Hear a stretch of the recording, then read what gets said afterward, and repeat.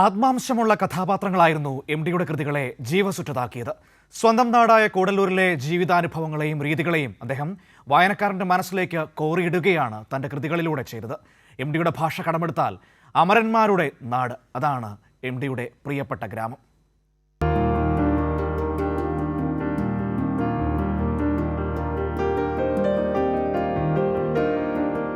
വീട്ടുമൊഴികളും നാട്ടുവഴികളും നിറഞ്ഞതാണ് എം.ഡിയുടെ കഥാപ്രപഞ്ചം.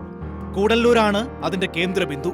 കൂടല്ലൂരിലെ മാടത്ത് തെക്കേപ്പാട്ട് തറവാട്ടിലാണ് എം.ഡി. വാസുദേവൻ നായർ എന്ന അക്ഷരലോകം ജനിച്ചത്.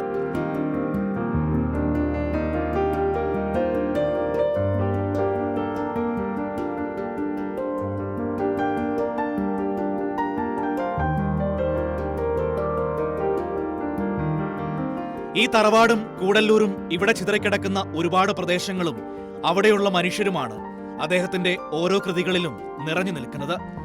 വള്ളുവനാടൻ ഭാഷയും സംസ്കാരവും എം.ഡി. കൃതികളിലൂടെയാണ് മലയാളി അനുഭവിച്ചറിഞ്ഞത്.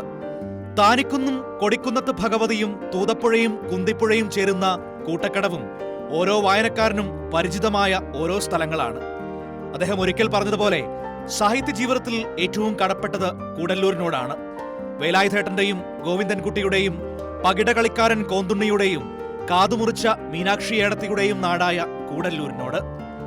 അതുപോലെ അദ്ദേഹത്തിന്റെ ജീവിതത്തിലെ ഏറ്റവും പ്രധാനപ്പെട്ട ഒരധ്യായമാണ് കൂടല്ലൂർ സ്കൂളും അദ്ദേഹത്തിന്റെ ആത്മസുഹൃത്തായ അക്കിത്തവും.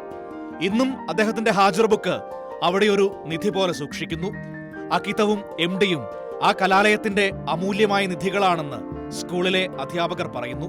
എം.ടിയേക്കാൾ സീനിയർ ആയിരുന്നു അക്കിത്തം. പക്ഷേ എം.ടിയും അക്കിത്തവും തമ്മിലുള്ള ഒരു ബന്ധം ഏറ്റവും അടുത്ത ഒരു ജ്യേഷ്ഠ സഹോദരനെ പോലെയാണ് എം.ടി. അക്കിത്തത്തിനെ കണ്ടുള്ളത്.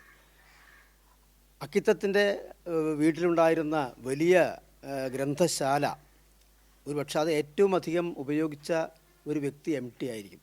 അന്ന് ഈ പുസ്തകങ്ങൾ വായിക്കാൻ വേണ്ടി മാത്രം, പുസ്തകം എടുക്കാൻ വേണ്ടി മാത്രം കൂടല്ലൂരിൽ നിന്ന് കിലോമീറ്ററുകൾ താണ്ടി അക്കിത്തത്ത് പോയ അനുഭവം എം.ടി. പറയാറുണ്ട്.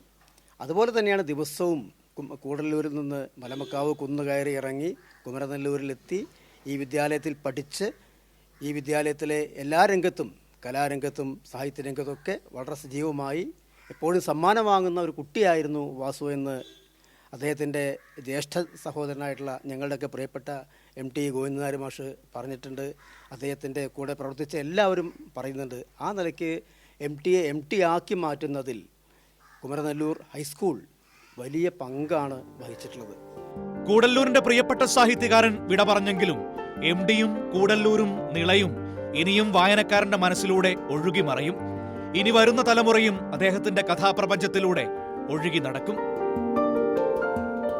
ഈ നിളയും ഈ കൂടല്ലൂരും ഇവിടെയുള്ള നാട്ടുകാരുമാണ് എം.ടി. എന്ന മഹാപ്രതിഭയെ മലയാളികൾക്ക് സമ്മാനിച്ചത്.